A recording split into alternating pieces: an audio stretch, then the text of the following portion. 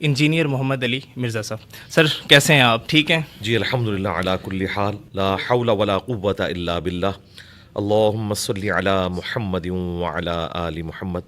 طاہر بھائی، آپ کو جیلم اکیڈمی میں ویلکم ہے. جزاک اللہ سر. اور میں نے آپ کی کافی ساری پوڈ کاسٹ دیکھی ہیں، اسی وجہ سے ہم نے جو پرائورٹی لسٹ لگائی تھی اس میں سے آپ کو بائی پاس کرتے ہوئے پہلے بلوا لیا ہے. حالانکہ آپ سے اوپر بھی کافی سارے لوگ تھے، آپ کے ذوق و شوق کی وجہ سے اور خصوصاً علماء کرام سے جو آپ نے جا کر مختلف کریٹیکل ٹاپکس ڈسکس کیے ہیں، تو میری خواہش تھی کہ آپ وہ باتیں جو مجھ سے متعلق ہیں بجائے دوسروں سے پوچھنے کے مجھ سے ہی پوچھ لیں. ٹھیک ہے.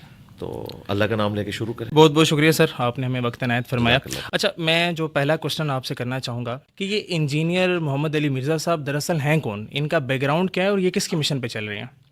مشن تو ختم نبوت صلی اللہ علیہ وآلہ وسلم کی برکت سے اللہ کے محبوب صلی اللہ علیہ وآلہ وسلم کے ذریعے اس امت کے سپرد ہوا ہے. اسی لیگیسی کو ہم آگے لے کے چل رہے ہیں.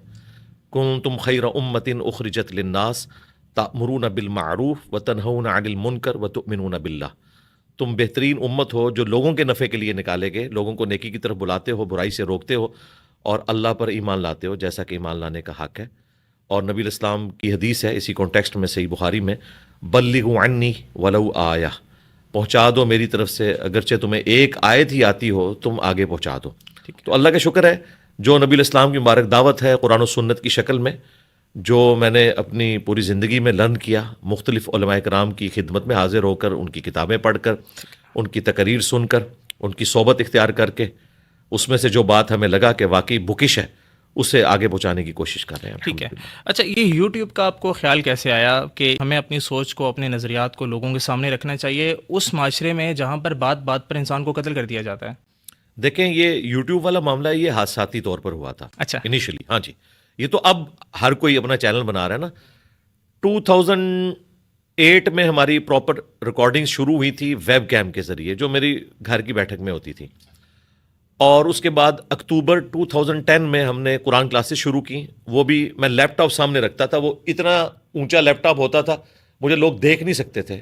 ظاہر ہے یہ کیمرے وغیرہ تو ہمارے پاس ہے ہی نہیں تھے. اس کے بعد پھر آہستہ آہستہ 2016 تک ویب کیم کا ہی سلسلہ رہا. اور اس کے بعد پھر ہم نے یہ ایچ ڈی ریکارڈنگ شروع کی کیمرے کے ذریعے. لیکن جو یوٹیوب چینل ہے وہ ہم نے خود بنایا ہی نہیں تھا. وہ ہمارے ایک دوست تھے، انہوں نے کہا کہ آج کل یوٹیوب آئی ہوئی ہے تو اس پہ چڑھا دیتے ہیں. ٹھیک ہے. اور 2010 میں انہوں نے پہلی میری ویڈیو چڑھائی. اچھا.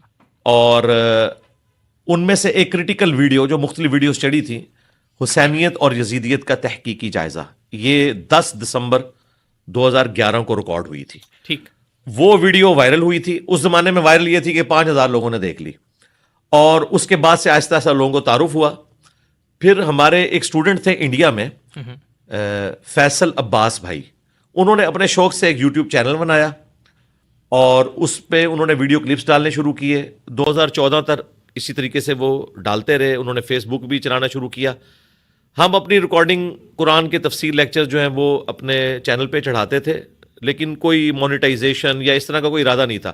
اس چینل کا نام بھی ہمیں رکھنا نہیں آتا تھا. اس کا نام ہم نے ڈیجٹ میں رکھا ہوا تھا، اور وہ ہمارے دوست کے گھر کا ایک سیل فون، اس کا لینڈ لائن کا نمبر تھا 720085. بعد میں پتا چلا کہ بھئی آپ نے اپنے نام پہ بنانا ہوتا ہے، اور وہ ہمارے اس بھائی نے بنا لیا. بعد میں اس نے کہا کہ میں تو اب جاب کرتا ہوں، چلا نہیں سکتا. پھر انہوں نے ہمیں آفیشلی اس کا پاسورڈ دیا اور وہ ہمارے پاس آیا، اور اس طریقے سے یہ معاملات چلے.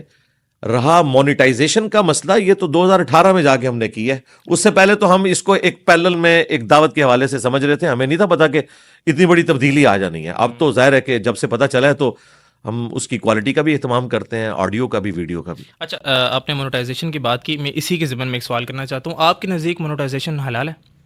مونیٹائزیشن کیٹاگوریکلی تو حلال اور حرام کا فیصلہ نہیں ہو سکتا، لیکن اگر اس کو مینیجبل فارم میں کیا جائے، حلال پروڈکٹس کی مونیٹائزیشن ہو، پلس ویڈیو ایڈز کو آف کیا جائے پوری لمیٹیشنز کے ساتھ، تو پھر ہم نے اس کو ہمیں یوٹیوب یہ آپشن دیتا ہے کہ ہم اپنے پسند کے ایڈز لگوا سکتے ہیں ویڈیوز پہ. وہ کیٹیگری کو تو ڈیفائن کرنے کی اجازت دیتا ہے. ٹھیک ہے.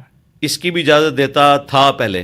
نومبر 2023 سے پہلے کہ آپ ویڈیو ایڈز آف کر سکتے تھے. ہمارے ویڈیو ایڈز آف ہی ہیں.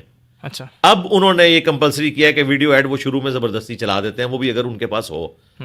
ہماری 90% زیادہ ویڈیوز نومبر 2023 سے پہلے کی ریکارڈڈ ہیں، ہزاروں میں ہے، کسی پہ ویڈیو ایڈز نہیں چلتے. میں نے آن بھی نہیں کیا، حالانکہ انہوں نے اجازت دی ہوئی ہے. اور آپ کو پتا ہے کہ ویڈیو ایڈ آن کریں اس کی کمائی کمپیئر ٹو امیجز کے زمین اسمان کا فرق ہے. اس کے بعد والی ہماری مجبوری ہے، لیکن اس میں انہوں نے ہمیں مڈ رول اجازت دی ہوئی ہے کہ ہم اسے آف کر سکتے ہیں. وہ ہم نے ان چیک کیا ہوا ہے، مڈ رول نہیں، یعنی کہ ویڈیو ایک بار شروع ہوئی، اگر کوئی اشتہار چل گیا ویڈیو کا تو وہ چلے گا. اس کے بعد بالکل تھرو آؤٹ 1 گھنٹے کی ویڈیو ہے، 2 گھنٹے کی، 3 گھنٹے کی ویڈیو ایڈ بیچ میں نہیں چلتا. ٹھیک ہو گیا. اچھا